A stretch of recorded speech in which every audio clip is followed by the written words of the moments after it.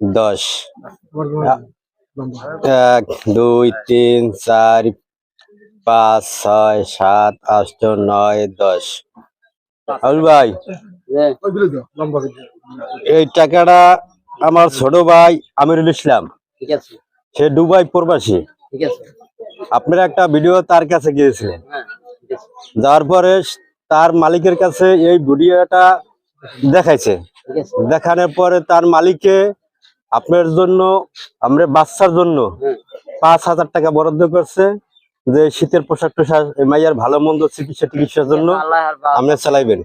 আর এই যারা প্রবাসীতে থাকে তাদের জন্য আমি একটু দোয়া করে দেবেন, আর যে মালিকে যেটা দান দান করছে তার জন্য একটু আপনি দোয়া করে দেবেন।